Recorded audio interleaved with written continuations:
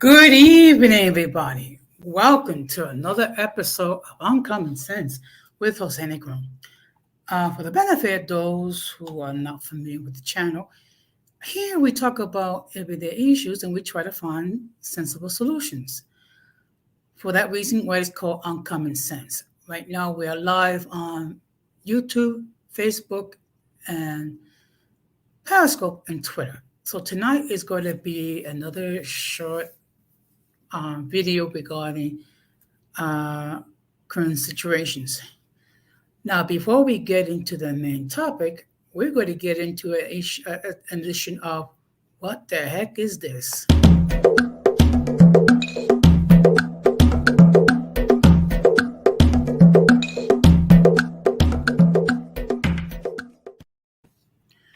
Okay, now this is a true story that involves me.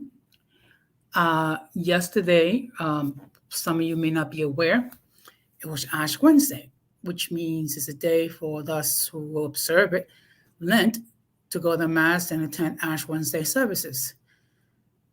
So I was in church and I wasn't preparing for the services. So what I did was I was silencing my phone, so therefore they don't ring and they don't disturb anything. And I was reading the scripture was going to be read, and I was reading a meditation. Well, there was this elderly lady with a huge stick came up to me and told me that I had to move because that was her seat. So I simply said to the lady, "Excuse me, but with all due respect, there is no reserved seating. There's nothing indicated." So the lady started to argue with me. I chose to ignore her because, first of all, I don't know what is her mental state, number one. Number two, I did not want to escalate the situation in any way, shape, or form. Now, the ushers happened to step forward because apparently this person has caused problems at previous times. So they had like a long conversation with the lady, and they told the lady, "Hey, he has a right to, I had a right to sit whatever because I got there first. What you can do is find another seat or leave. Or else what will happen is we will call the police and you will be taken to jail." So she said, God, so she started arguing with the ushers and whatnot. And then she had a friend, and the friend was trying to talk to me about giving up my seat. And it's like, no, it's not happening. Okay. So eventually the lady left before services began. Now, in the middle of services, when it was time to receive communion, another somewhat disturbed individual popped in. He stood in front of the priest and started yelling, screaming, cursing at the priest, cursing at some of the congregation and what have you. So the ushers was called in again. Unfortunately, the guy stayed there for the remaining portion of the services. And the deacon was trying to talk to this person for him to calm down. Eventually, this person calmed down enough that he left on his own will. So it's like not even safe in God's house without some of these individuals. Now, there was another thing that happened, but I think I'm going to share that one another time. Right now, we have 2 people viewing this video. And before I get into the main topic, I want to give a huge shout out to my supporters, my subscribers. Especially within the last 28 days, I gotten 12 subscribers. So I just want to say thank you very much for all those who have subscribed. All those who have not, I'm going to ask you to please subscribe, like, and hit the bell notification to all. So therefore, whenever I do post any material, you will be notified and you'll be having an opportunity to watch my content. Now, I know most people are going to watch this video in the playback, which is okay. Now we're going to get into the main story.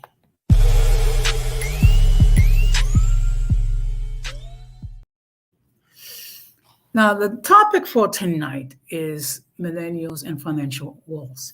Now, within the last 15 years or so, there have been many challenges that millennials have faced. Some of them due to poor judgment, others because of circumstances beyond their control. So, what I'm going to do is I'm going to show you an article. Just give me a moment.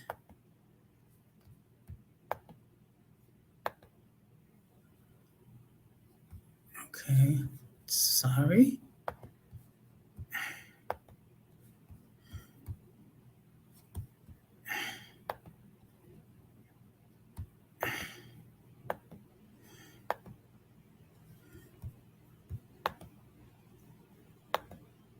Okay.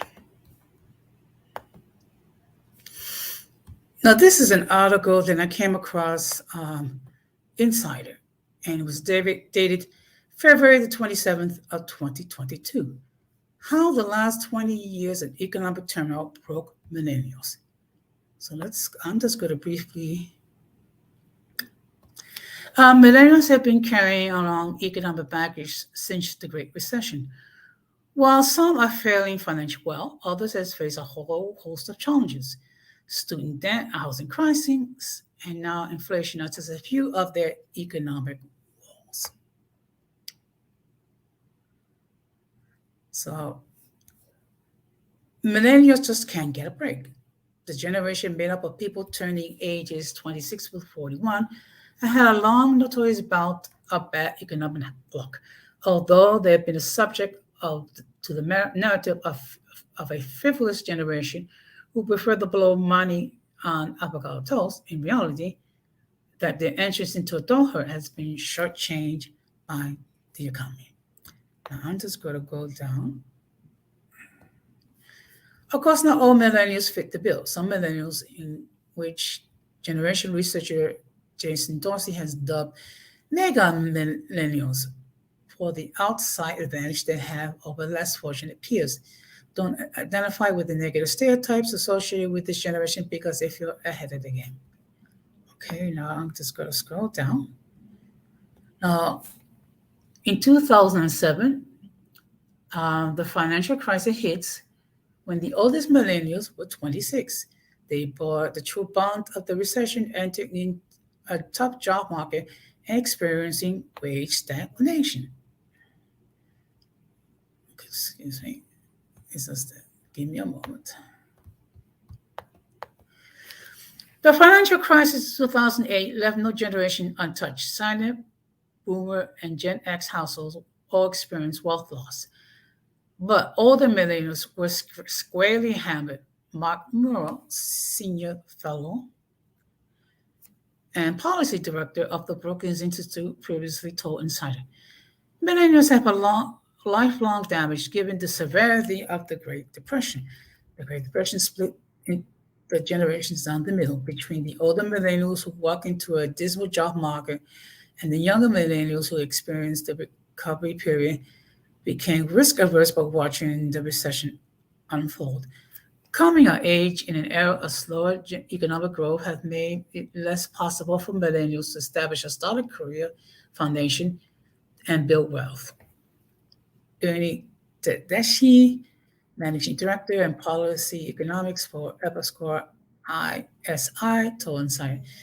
This has consequences for individual career prospects and affects their sense of dynamism, he said. Okay. Now we're going to scroll down to 2012. Um, Student debt crosses the 1 trillion threshold after exploding during the Great Recession, making it much harder for millennials to save money. Okay, and we're going to. The financial crisis intensified America's rising student loan debt burden. Graduates had less money to pay off student loans. More millennials enrolled in graduate school during a slow economic recovery, adding to their debt totals, and college hiked tuition prices due to the lack of state funding. In the 2010s, college tuition more than doubled since the 1980s. Prior generations started building wealth right as they hit the labor market, Victor told Insider. By contrast, college-bound millennials spent the first decades of their career digging out of debt. In a 2019 Business Insider Intelligence Survey, more than 2,000 millennials, 60 of the respondents said they had took out student loan for undergraduate and graduate education, and 43% of them between $10,000 and $49,900 at graduation. My student loan has been the center of my life. Daniela Capelli, who graduated in 2007 with a degree in economics and finance and $150,000 in debt, told her Insider 2 years ago. I always felt a huge weight on my shoulders because of this astronomical burden. The critic described college as a millennial catch-22. Many feel that the ticket to a decent living is a college degree, but going to debt then makes it rather an expensive ticket and underlines the value of the degree itself. The burden of student debt relative to income and available opportunities keeps them trapped in a sort of limbo that's financially, emotionally, and socially economically damaging, he said.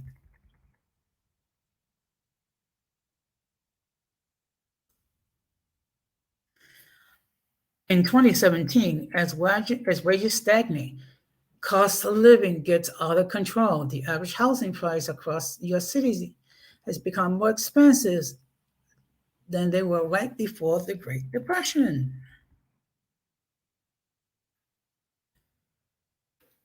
Between 1974 and 2017, adult ages 25 to 34 only saw their earnings up $29 annually when adjusted for inflation.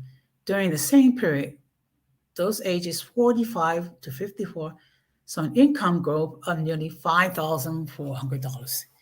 Millennials' partial wage increase has not kept up with the living costs that inflated in the 2010s.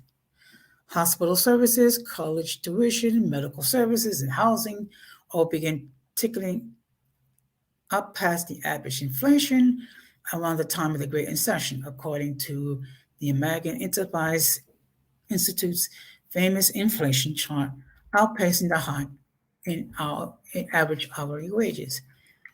In early 2017, when the average home prices across your city started to exceed the mid bubble highs, according to the S&P Case-Shiller Home Price Index, it let typical millennials renting longer and buying later, as they struggled to save money for a down payment. By 2018, buying their first home was paying 39% more than boomers did at the same time 40 years ago. While stagnant wages and little wealth built up, millennials' finances were proving no match for the economy. Let me just to give you an idea. When I purchased my two-bedroom condo in 2018, I'm not going to say the price, but it was under $200,000. Now, if you're looking for a one-bedroom apartment in the same area, be prepared to pay at least that much, if not more. Now, in 2020, before the oldest millennial turned 40, the generation faces a second recession when the pandemic hits. By 2019, the oldest millennials had nearly the something. By 2019, the oldest millennials had finally narrowed their 34% wealth deficit.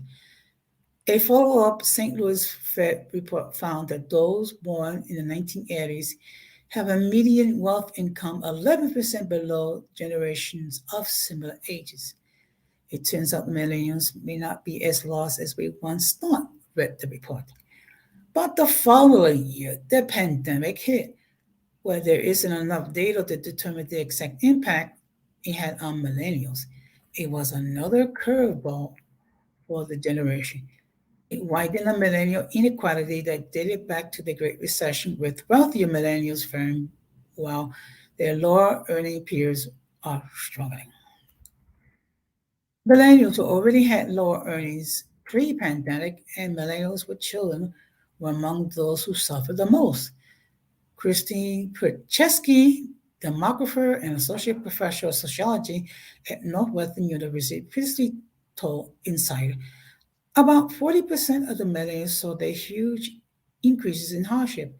She added, due to increases in food and housing insecurity and mothers coming back employment hours or quitting work altogether, they meet the caregiving needs of the pandemic closures.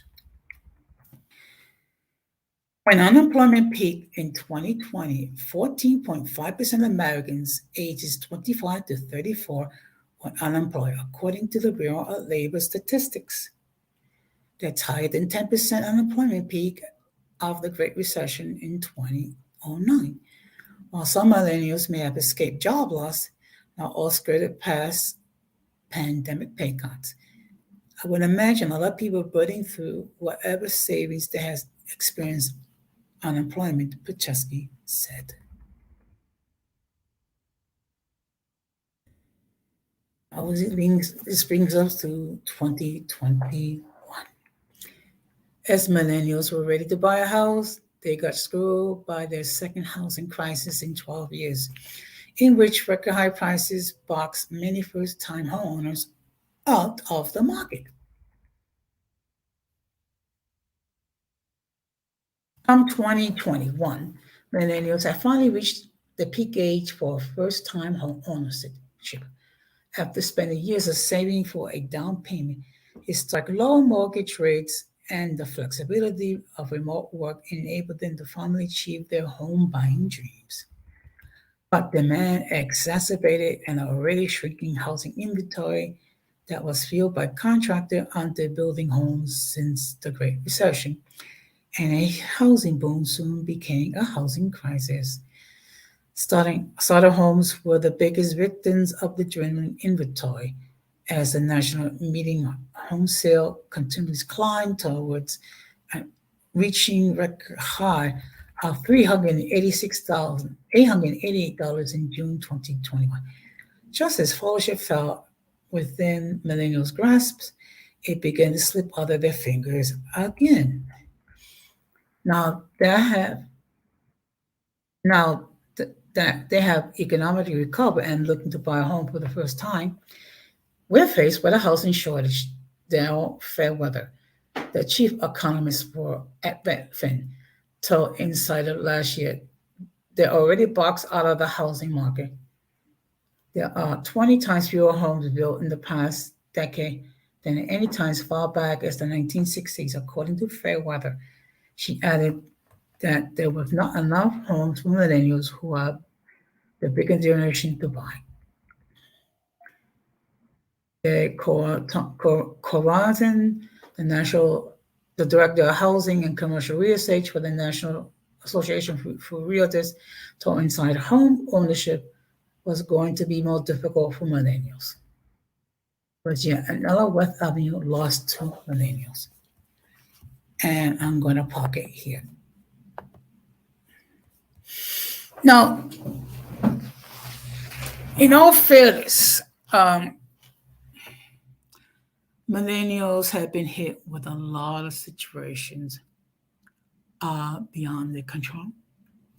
And it's not easy. Okay. Being faced with the situation with C-19, where you had millions of people who either lost their jobs or their wages were cut. So what I'm going to do is I'm going to share one more article briefly.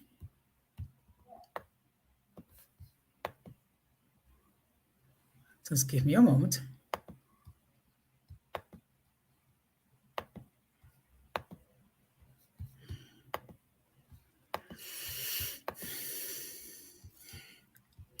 Now, there are jobs where you do not need a bachelor's degree and you can make a good income.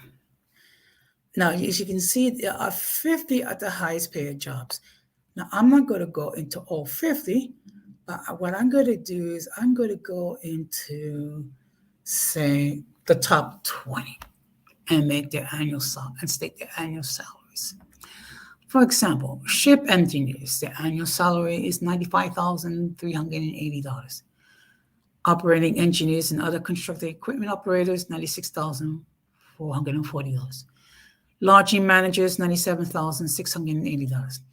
Real estate agents, $98,580. Frontline supervisors of construction trade and attraction workers, $99,410. Boilermakers, $103,050. Detectives and criminal investigators, $104,230. Farmers, ranchers, and other agricultural managers, $105,370. Power driver operators, $106,160. Installation workers, mechanical, $106,690. Power distributor and dispatchers, $107,600.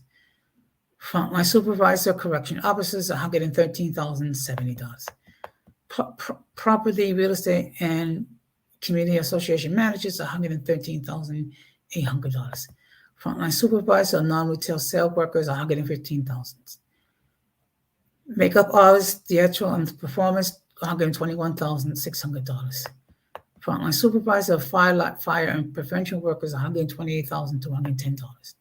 Transportation, storage, and distribution managers, $131,860. Frontline supervisors of police and detectives, $133,880. Real estate brokers, $134,770. And athletes and sport competitors, $197,690. Now, I'm going to park it here.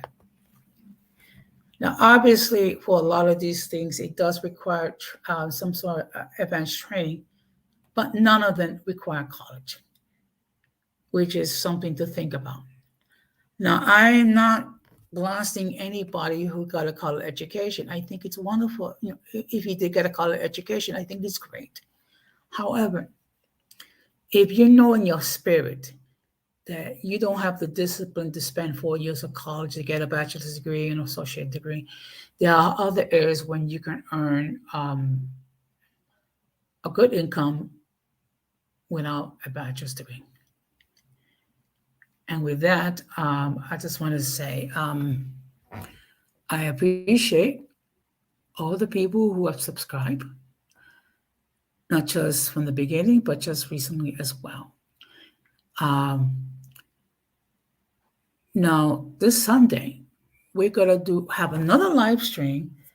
The difference is it's going to be completely in Spanish. And it's going to be dealing with how COVID-19 has affected the Latino family. I'm just going to say a few words in Spanish. Este domingo vamos a ver el próximo stream en vivo. Será completamente en español. Y el tema sería cómo el COVID-19 ha afectado la familia latina. Entonces vamos a hablar sobre los efectos y cómo la familia latina han sobrevivido esa crisis. Todo el mundo se ha invitado para expresar su punto de vista en la chat o se puede subir el panel por el link que yo voy a pedir que por favor que sea muy respetuoso en su comentario en el link y con respecto de los invitados y este servidor. Everyone will always have an opportunity to express their point of views by entering in the chat or joining the panel through the link to share their viewpoints. What I do ask is everybody Please be respectful with the guests and with the host. I just want to thank everybody for your attention. I know most people will be catching this on playback, which is perfectly fine with me. Um, that being said, um, I'm going to ask that you please subscribe, like, hit the bell notification to all. So therefore, whenever I do post any material, you'll be notified. You can also follow me in Instagram and Twitter and Twitter, and the information that's on the screen. So that being said, I'm going to end this short video because I do try to keep it within half an hour. And I'm going to close the same way that I always close. Do not let the errors of the past damage your future. And we must do everything possible to minimize our contact with a mentally and intellectually challenged, because if we fail to do so, we'll be infected by the stupidity and massive insanity. That being said, this has been another episode of Uncommon Sense with Jose Negron, and I'm going to say peace out. Be strong.